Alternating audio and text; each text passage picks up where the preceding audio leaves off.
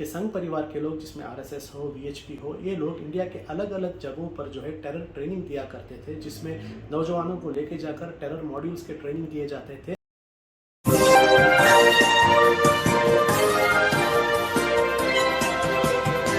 देश में आरएसएस किस तरीके से खतरनाक साजिशें रच रही हैं, उन साजिशों पे से पर्दा हट चुका है और ये खुलासा करने वाला कोई और नहीं बल्कि आरएसएस का प्रचारक है, जहां उसने साफ तौर पर यह खुलासा किया कि देश में जब भी बॉम्ब ब्लास्ट किया जाता है तो कैसे आरएसएस के तार उन चीजों से जुड़े हुए दिखते हैं और पूरे देश में खतरनाक साजिश रच रही थी, जहां बॉम्ब ब्लास्ट को लेकर के पूरे देश में एक खतरनाक प्लानिंग आरएसएस के जरिए किए जा रही थी। और बॉम्ब ब्लास्ट जब भी होता है तो उस बॉम्ब ब्लास्ट के बाद देश में मुसलमानों को किस तरीके से फंसाया जाता है, वो भी तस्वीरें लोगों के सामने हैं। आदाब, नमस्कार, अस्सलाम वालेकुम नाज़रीन। पल पल न्यूज के न्यूज रूम से मैं हूं आपके साथ नदीम अकरम। आरएसएस के प्रचारक ने कैमरे के सामने आकर के जो बड़ा खुलासा किया है, उसे आरएसएस के पैरों से जमीन खिसक चुकी है, क्योंकि पूरी तरीके से आरएसएस को एक्सपोज करने का काम प्रचारक यशवंत शिंदे द्वारा कर दिया गया है।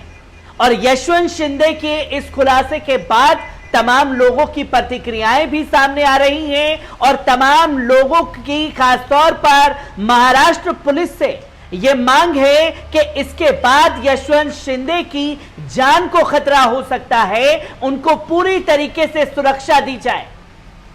किस तरीके से लोगों की प्रतिक्रिया आ रही है उसके बारे में भी बात करेंगे, पर यशवंत शिंदे ने कैसे बड़े खुलासे किए हैं, एक के बाद एक उस वीडियो पर नजर डाल लेते हैं। नमस्कार, मी यशवंत शिंदे, राष्ट्रीय स्वयंसेवक संघाचा मी 1995 साली जम्मू काश्मीरला प्रचारक होतो। अनेक वर्ष बजरंग दल, विश्व हिंदू परिषद आणि संघाचं काम पाहिलं, अनेक महत्त्वाच्या जबाबदाऱ्या घेऊन कामं केली। 2006चा जो नांदेडला बॉम्बस्फोट झाला, त्या प्रकरणात मी काल 29 ऑगस्ट हजर राहून मला या प्रकरणात साक्षीदार करावे म्हणून माननीय न्यायालय, विशेष न्यायालयाला विनंती केली। न्यायालयाने माझा अर्ज स्वीकार केला आणि सरकारी वकील तसेच बॉम्बस्फोट खटल्यातील जे कोणी आरोपी आहेत त्यांच्या वकिलांना नोटीस बनवली आहे, दिली आहे आणि पुढच्या महिन्यात 22 दिनांकला माझ्या काल सादर केलेल्या कथनावरती त्यांचं काही ते त्यावरती मत मांडतील। 2006 साली झालेल्या बॉम्बस्फोट प्रकरणात मुळात जे आरोपी पकडले गेले आहेत ते मैदानातील आहेत। मूळ आरोपी ज्यांनी प्लॅन रचला, कट रचला, ते अजून बाहेरच मोकळे फिरत आहेत। तपास यंत्रणांच्या अधिकाऱ्यांनीच मूळ आरोपींना हात नाही लावला आणि बाहेर मोकळे सोडलेले आहे। त्यातला मूळ आरोपी आहे मिलिंद परांडे, जो आज दिनांकला अखिल भारतीय विश्व हिंदू परिषद राष्ट्रीय संघटक आहे, जो 2003-04च्या सुमारास महाराष्ट्राचा संघटक होता। त्यानेच भाजपकडून सुपारी घेऊन 2003ला बॉम्बस्फोट करण्यासाठी तरुणांना ट्रेनिंग देण्याचं काम हाती घेतलं होतं आणि 2004च्या लोकसभा होण्याआधी देशभर अनेक ठिकाणी बॉम्बस्फोट करून।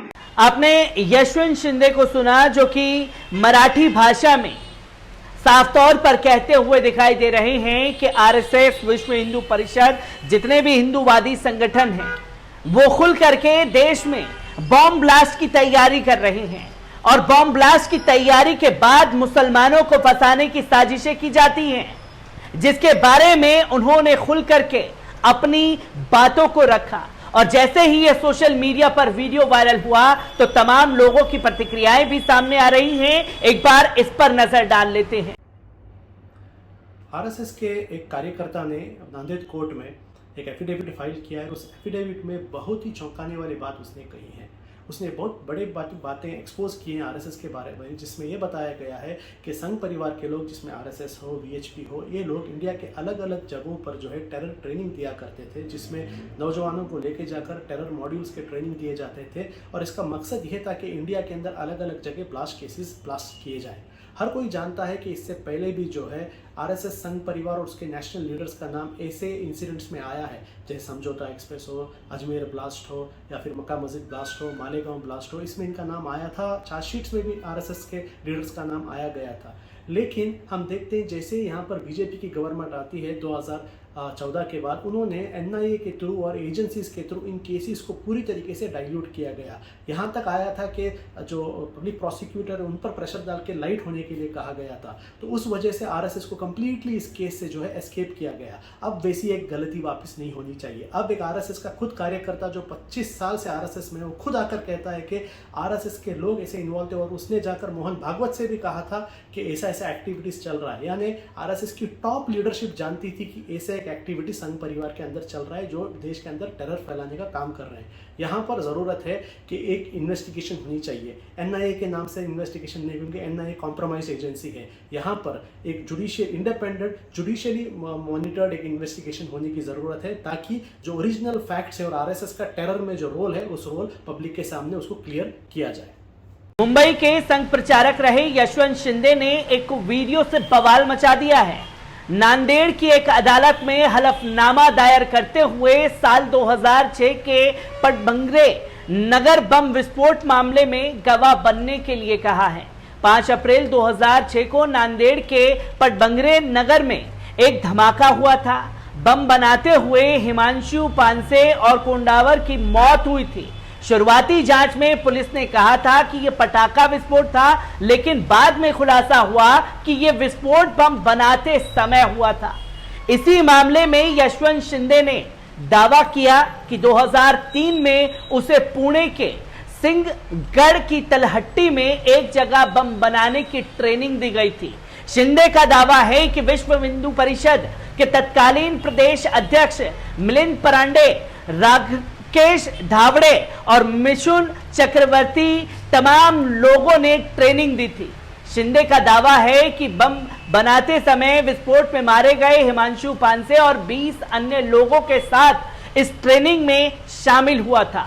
शिंदे ने कोर्ट में दाखिल अर्जी में कई चौंकाने वाले खुलासे भी किए हैं। शिंदे का दावा है कि साल 2004 में देश भर में बम विस्फोट की साजिश रची गई थी, लेकिन किसी वजह से इसे टाल दिया गया था। शिंदे ने वीडियो में बताया कि ये नांदेड़ में कई बार हिमांशु पानसे से मिलने गया और उनसे कहा कि ऐसा ना करें, लेकिन 2006 में हिमांशु और एक अन्य की बम बनाते हुए पटबंगरे नगर में विस्फोट से मौत हो गई थी। इस मामले में कुछ आरोपी अभी भी नांदेड़ अदालत में विचाराधीन हैं। इस मामले में तापस व्यवस्था मुख्य आरोपी हैं, जिसे शिंदे ने आरोप नहीं लगाए हैं।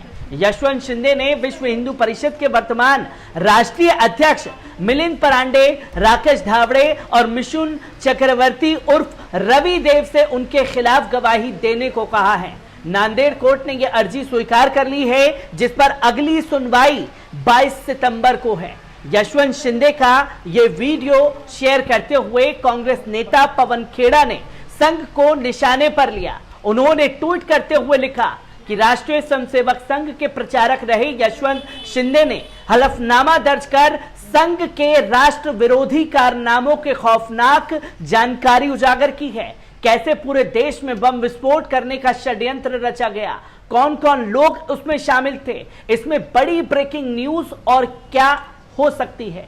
पवन खेड़ा के ट्वीट करते ही कांग्रेस के नेताओं और कार्यकर्ताओं इस पोस्ट को शेयर करने लगे और बीजेपी आरएसएस पर आरोप लगाने लगे। वहीं कांग्रेस के वरिष्ठ नेता दिग्विजय सिंह ने भी ट्वीट करते हुए बीजेपी पर निशाना साधा।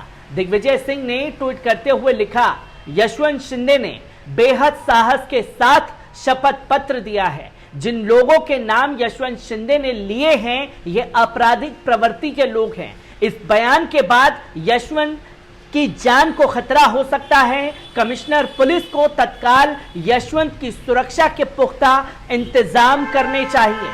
तो वहीं फिरोज लिखते हैं कि ये आपकी पार्टी से बेहतर कौन जान सकता है। जनाब, जब आप सत्ता में थे आरएसएस की बहुत पर्दापोशी की है। कैसे आए दिन नए नए नाम वाले आतंकवादी संगठनों का उदय होता था और कैसे बेकसूर मुस्लिम नौजवानों को जेलों में डाला जाता था। अब आप और हम कुछ नहीं कर सकते, पूरा तंत्र उनकी हाथों में है, जिसकी तस्वीरों को लोगों के सामने रखा गया और किस तरीके से आरएसएस विश्व हिंदू परिषद की खतरनाक साजिश पर बेपर्दा करते हुए यशवंत शिंदे ने कई बड़े खुलासे कर दिए। यशवंत शिंदे से जुड़ी हर एक अपडेट आप लोगों के साथ साझा करता रहूंगा। दीजिए इजाजत, शुक्रिया।